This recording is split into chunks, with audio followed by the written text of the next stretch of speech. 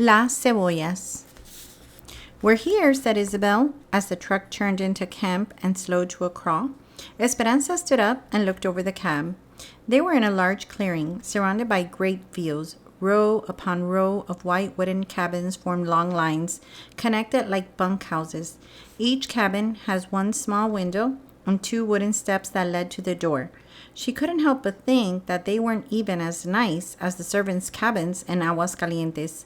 They reminded Esperanza more of the horse stalls on the ranch than of a place for people to live. A big mountain loomed in the east, framing one side of the valley. Marta jumped out and ran toward some girls standing together near the cabins. Esperanza could hear them talking in English, the words hard and clipped, as if they were speaking with sticks in their mouths. They all looked at her and laughed. She turned away, thinking that if Isabel could learn English, then maybe someday she could learn it too. A line of flatbed trucks pulled into a clearing, and campesinos hopped down, home from the fields. People called to one another. Children ran to their fathers, yelling, "Papi, papi." Esperanza felt a deep pang. She watched and wondered how she would fit into this world. Isabel pointed to a wooden building off to the side. "That's where they have all the toilets." Esperanza cringed as she tried to imagine having no privacy. "We're lucky," said Isabel solemnly. "In some camps, we had to go in ditches."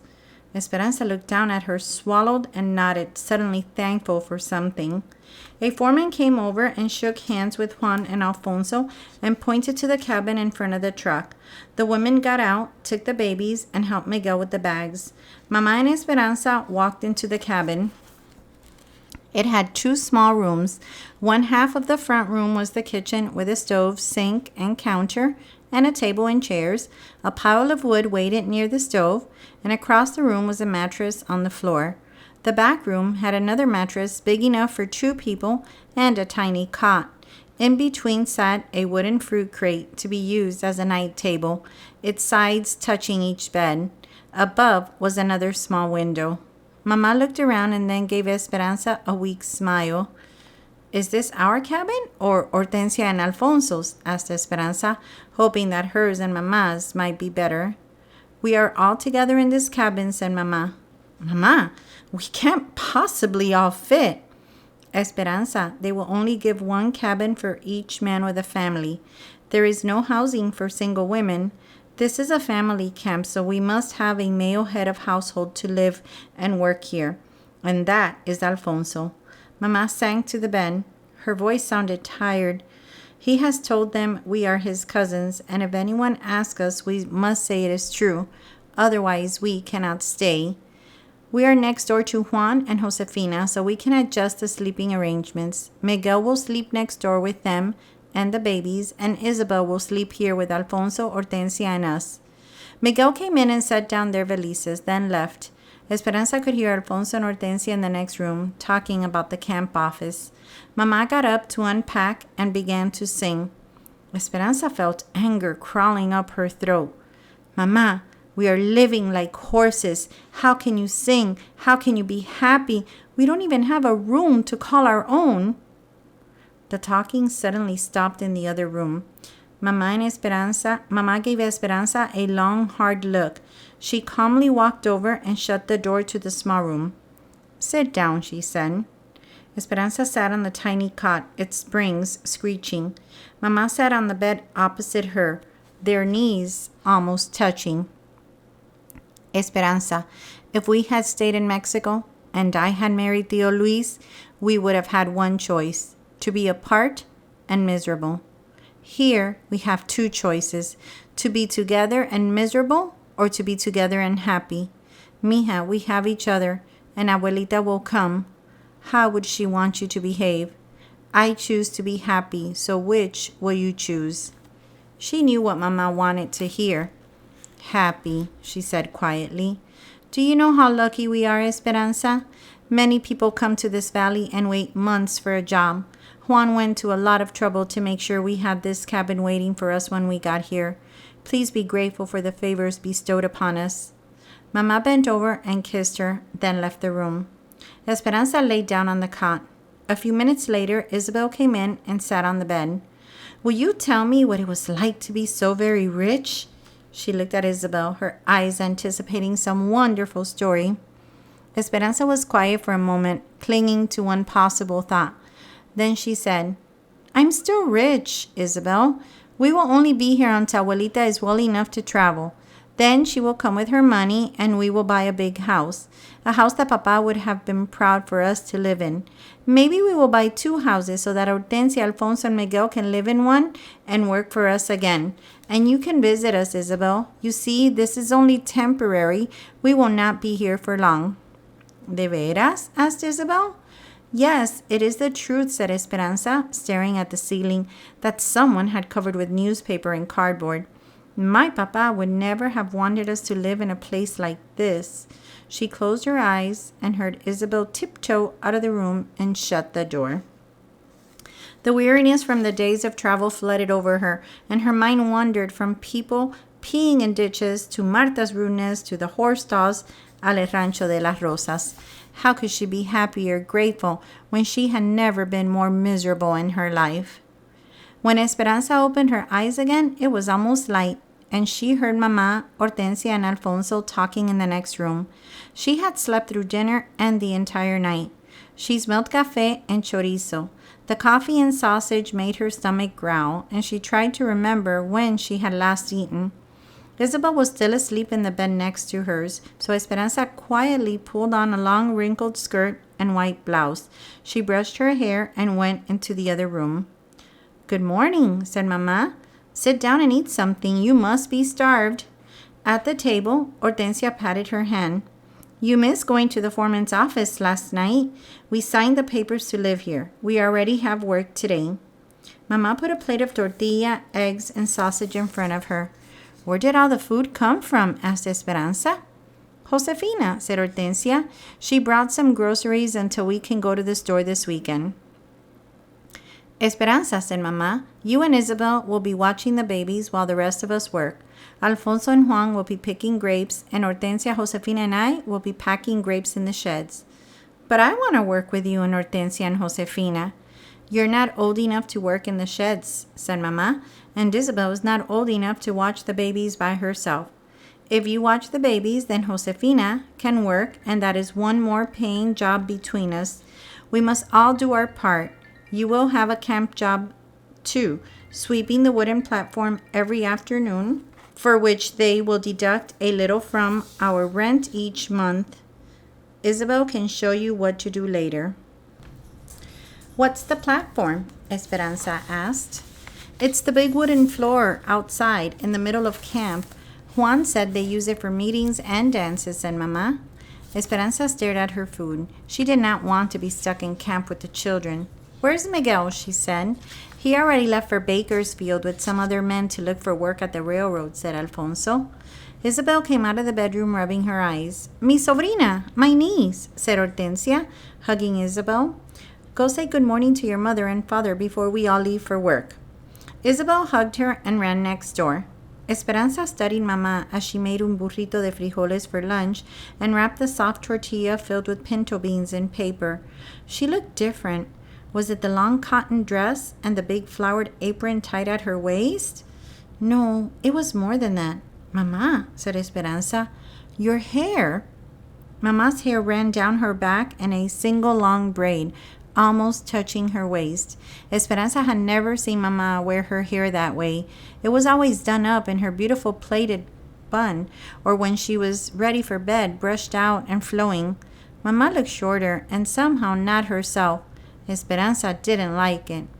Mamá reached up and stroked the back of her head. She seemed embarrassed. I figured out that I can't wear a hat with my hair on top of my head, and this makes more sense, does it not? After all, I am going to work today, not to a fiesta. Then she hugged Esperanza.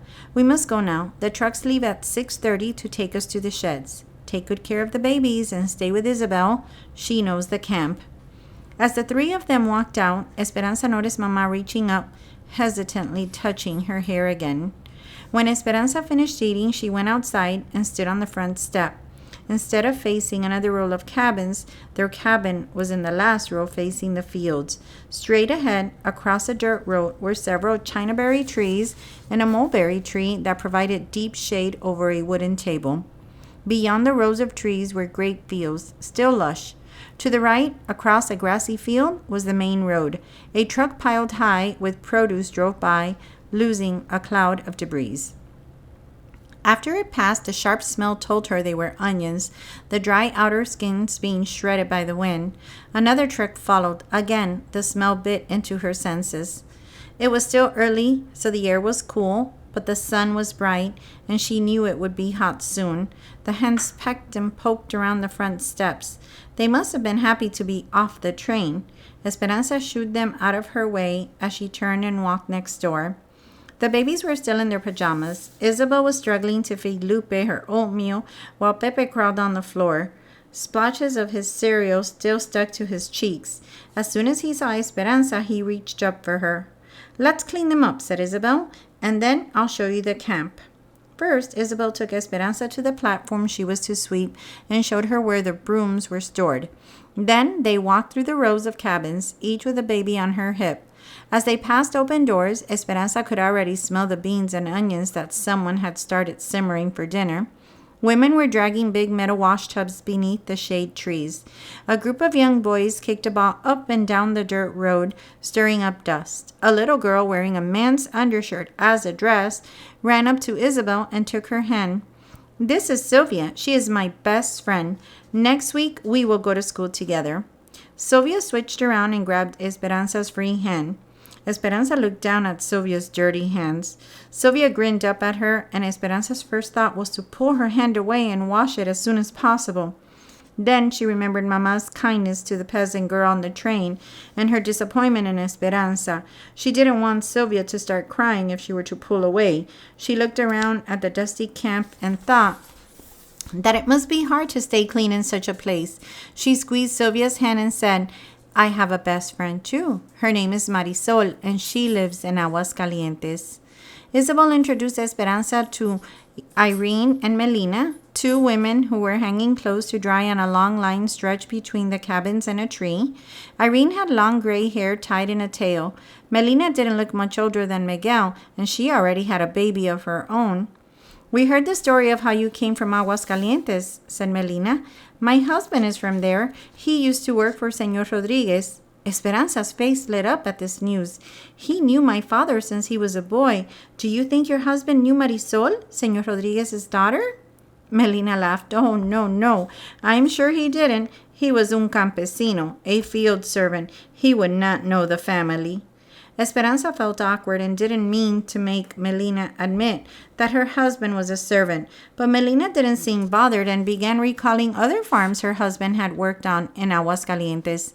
Isabel pulled on Esperanza's arm. "We need to change the babies." As they walked back to the cabin, she said, "They are mother and daughter. They come over to talk and crochet with my mother all the time." "How do they know all about us already?"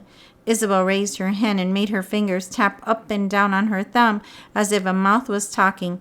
"Everyone in camp knows each other's business." "Do you know how to change a diaper?" asked Esperanza when they got back to the cabin. "Certainly," said Isabel. "I will change them and you can rinse out the diapers. We need to do some laundry too." Esperanza watched as the young girl laid the babies down one at a time, unpinned their diapers, wiped their bottoms clean, and pinned on fresh diapers. Isabel handed Esperanza the smelly bundles and said, "Take them to the toilets and dump them, and I'll fill the wash tub." Esperanza held them at arm's length and almost ran to the toilets. Several more onion trucks passed by, their smell accosting her eyes and nose as much as the diapers. By the time she got back, Isabel had already filled 2 wash tubs with water from an outside pipe and was swirling soap around in one of them. A washboard was propped inside. Esperanza went to the wash tub and hesitated, staring into the water. Bits of onion skin floated on the surface of the soapy water. She held a corner of one of the diapers, lightly dipping it in and out of the water, her hand never getting wet. After a few seconds, she gingerly lifted the diaper from the water. "Now what?" she said. "Esperanza, you must scrub them, like this."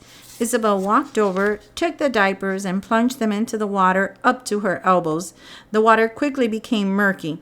She rubbed the diapers with soap vigorously, scrubbed them back and forth on the washboard, and wrung them out. Then she transferred them to the next tub, rinsing and wringing again. Isabel shook out the clean diapers and hung them on the line stretched between the chinaberry and mulberry trees. Then she started on the clothes. Esperanza was amazed. She had never washed anything in her life, and Isabel, who was only 8 years old, made it look so easy. Puzzled, Isabel looked at Esperanza. "Don't you know how to wash clothes?" "Well, Hortensia took care everything out to the laundry quarters, and the servants, they always—" She looked at Isabel and shook her head. "No." Isabel's eyes got bigger, and she looked worried. "Esperanza, when I go to school next week, you will be here alone with the babies, and will have to do the laundry." Esperanza took a deep breath and said weakly, "I can learn. And later today, you must sweep the platform. You do know how to sweep." "Of course," said Esperanza. She had seen people sweep many times, many times, she assured herself. Besides, she was already too embarrassed about the washing to admit anything else to Isabel. Isabel sat with the babies while Esperanza went to sweep the platform.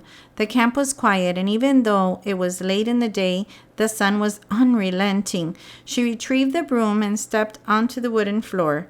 Dried and brittle onion skins were everywhere. In her entire life, Esperanza had never held a broom in her hand, but she had seen Hortensia sweep, and she tried to visualize the memory. It couldn't possibly be that hard. She put both hands near the middle of the broomstick and moved it back and forth.